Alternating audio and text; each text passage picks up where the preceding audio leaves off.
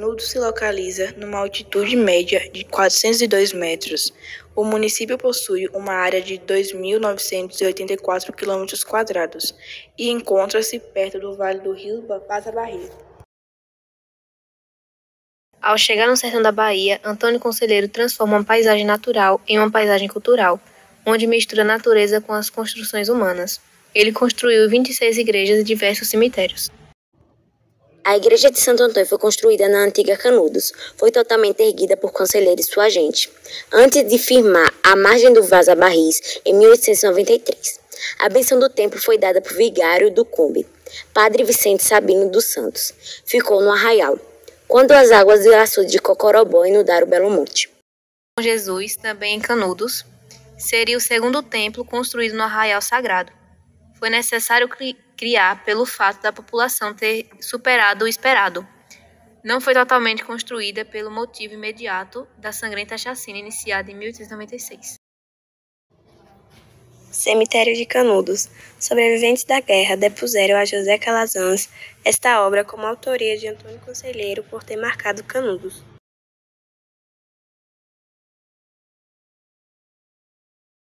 Sou João Batista da Silva Lima, sou canudense, nasci aqui em Canudos em 1986, em 24 de junho.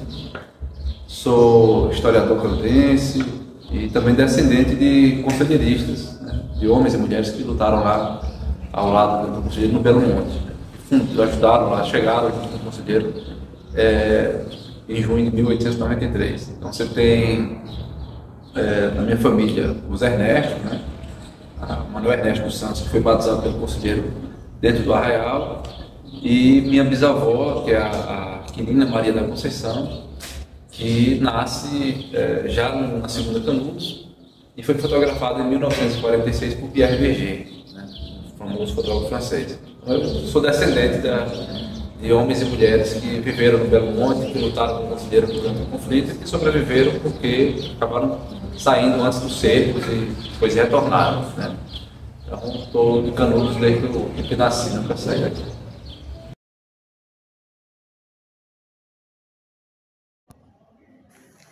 Antônio Conselheiro nasceu em Quixeramobim no dia 13 de março de 1830 e acabou virando um líder religioso para as milhares de pessoas que reuniu na sua trajetória, onde andou em diversas cidades do Nordeste. Em 1874, Antônio Conselheiro e seus seguidores se instalaram no sertão da Bahia, perto da vila de Itapirucu de Cima, onde fundaram a primeira cidade santa, o Arraial do Bom Jesus, e assim por diante surgiu a velha Canudos. Na nossa história é comum a gente sempre trazer os heróis, aqueles que estão no panteão, né? Que a elite considera herói, né? Eu tenho o Antônio Conselheiro como um herói do sertão, né? Não porque salvou, né? Como nos filmes, né? Pessoas do perigo, enfim, mas porque trouxe às pessoas do sertão a consciência social, né? Ou seja, você tem um homem que se abstém de uma vida em prol de outros, né? Então, um cara que saiu pelo sertão dizendo que não era a forma como as pessoas viviam naquela época, né? Sobre o regime escravocrata, era degradante. Quando acontece a abolição da escravatura, ele vai dizer que a princesa Isabel, né? Nada mais feito que cumprir uma ordenança de Deus, que todos nasceram para ser livres.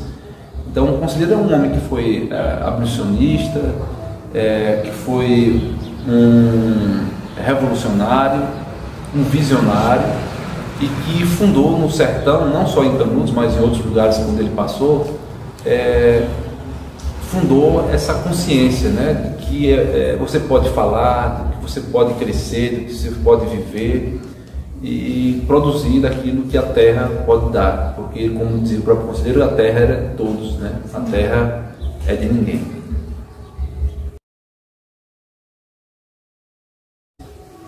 A passagem dele por aqui, né? Olha, possivelmente, se o Antônio Conselheiro não tivesse passado, aí tem uma série de questões que envolvem isso, né? Tem gente que diz, se o conselheiro não tivesse vindo para cá, não teria guerra.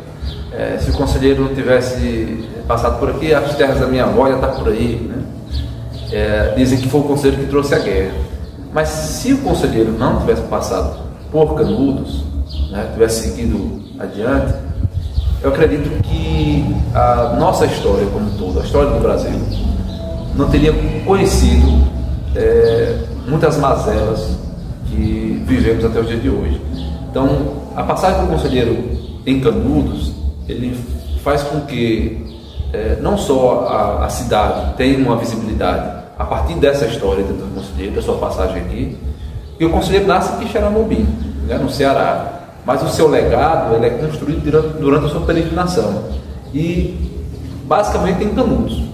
Então, se ele não tivesse passado por aqui, possivelmente Canudos não teria a repercussão que tem hoje. As mazelas sociais que vivemos talvez não tivessem vindo tão à tona, porque você não teria, embora com todas as problemáticas, o Euclides da Cunha escrevendo um grande livro como Os Sertões, né? E Os Sertões de Euclides da Cunha, embora com todas as suas problemáticas, que envolve, né, desde o preconceito, o racismo, a coisa né, estrutural, enfim, que existe dentro do livro, nós não teríamos essa notoriedade como temos hoje. Então, o conselheiro trouxe essa visibilidade para Canudos, o sertão e, sobretudo, das questões sociais que envolvem a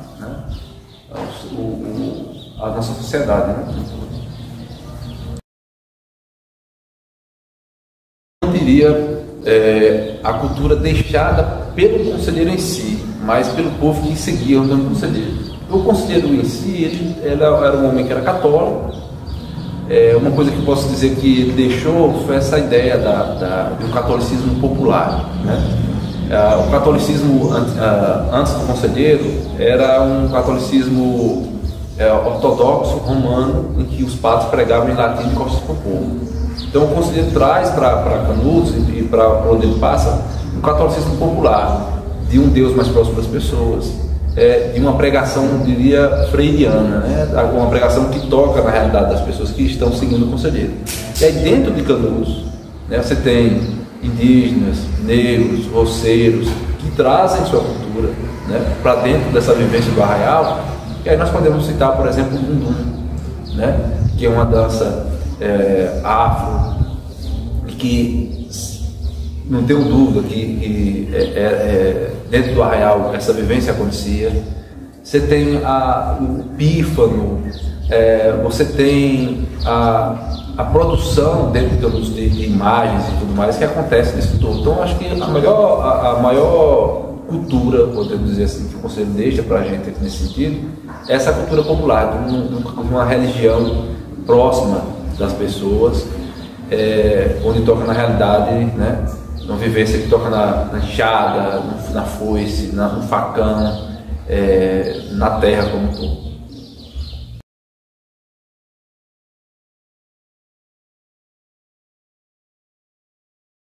No Salão do Instituto Popular Memorial de Canudos, nós temos uma variedade artística, com quadros que foram doados em 1997 pelo Padre Pinto, né, que faleceu em 2018, mas que em 97 ele doou esses quadros que tratam das questões de Canudos, da liberdade, exaltando assim uma das frases do conselheiro "Só Deus é grande", né? Além de questões, porque são temáticos esses quadros. Você tem quadros que falam sobre a esperança, a confiança e a resistência, sobre a fé, sobre a luta, sobre a penitência, né? A destruição de Canudos, entre outros mais. Nós temos também um trabalho que nos foi doado por Ivan Santana, de Monte Santo, e que trata do conselheiro, né, das rezadeiras, das mulheres que estavam sempre ao lado do conselheiro nessa penitência, além dos quadros temáticos das romarias de Canudos. São 34 romarias, né, em que cada quadro desse lembra um pouco a vivência, a experiência de vida do Belo Monte, né? além das peças, dos livros, todo o acervo, nós temos também um trabalho de esculturas dentro do Instituto e um trabalho de um artista de Canudos, que é do Evaldo, né? Evaldo Oliveira, que lembra uma das grandes frases do conselheiro, que é "Só Deus é grande", estampada aqui nas nossas paredes do Instituto.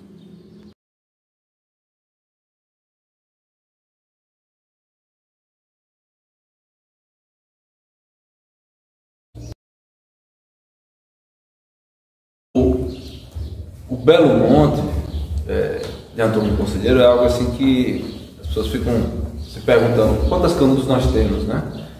É 2, é 3, é 4. E aí podemos dizer que existem 3 Canudos, né? A Canudos antes do Conselheiro, a segunda Canudos e essa que nós vivemos hoje.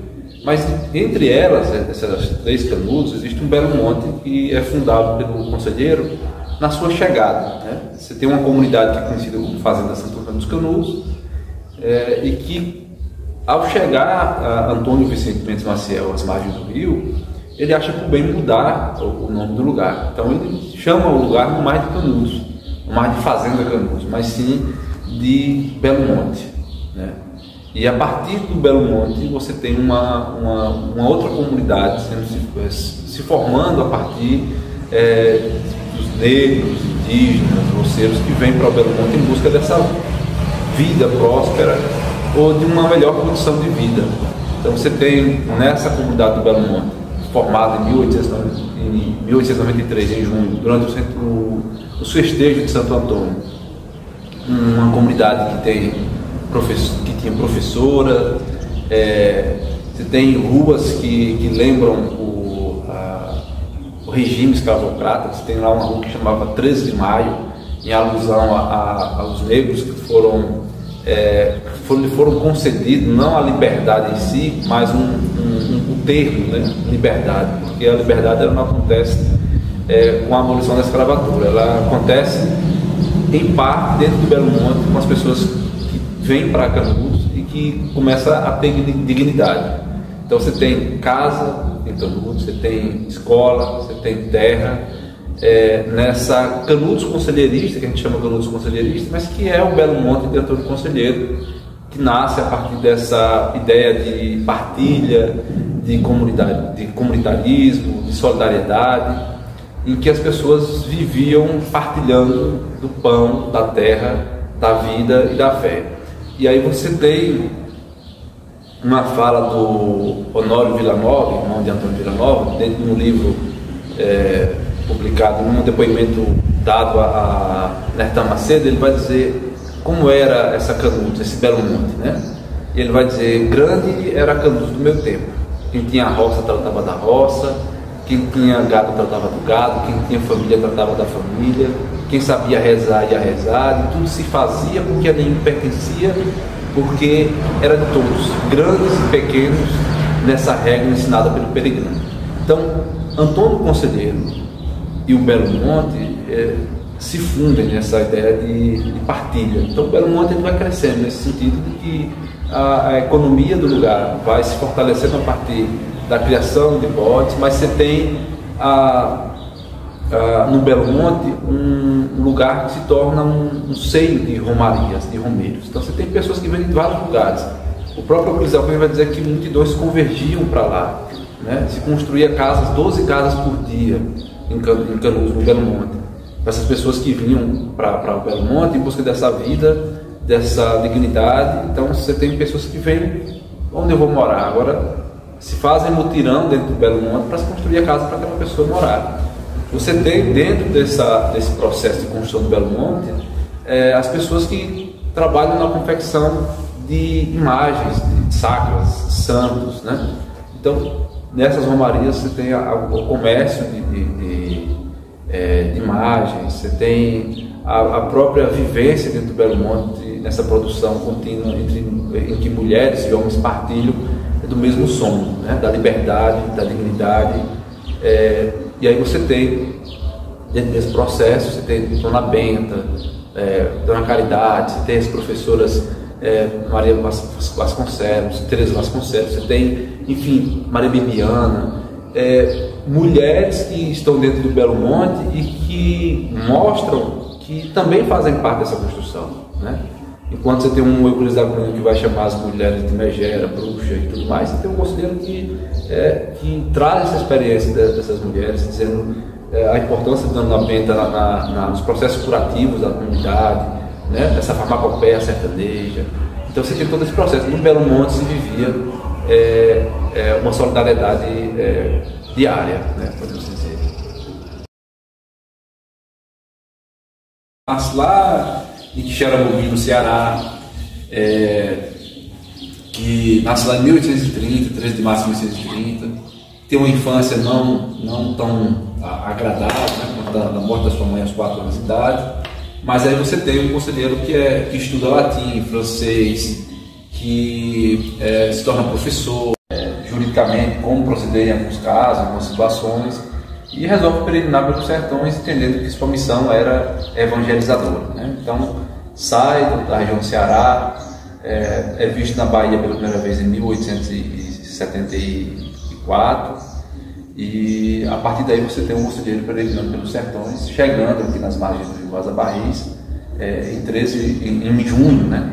Para inaugurar, para fundar assim, o Arraial do Belo Monte em junho de 1893. E aí o IPMC, o Instituto Popular Memorial de Canudos, nasce justamente no centenário de fundação do Belo Monte, em 1993. Né? É fundado o IPMC, o Instituto no qual nós estamos. Aí você tem o IPMC envolvido nas questões da romaria, nas questões da própria feira literária e outros assuntos que envolvem a história de Canudos e a história do cantor conselheiro, certo?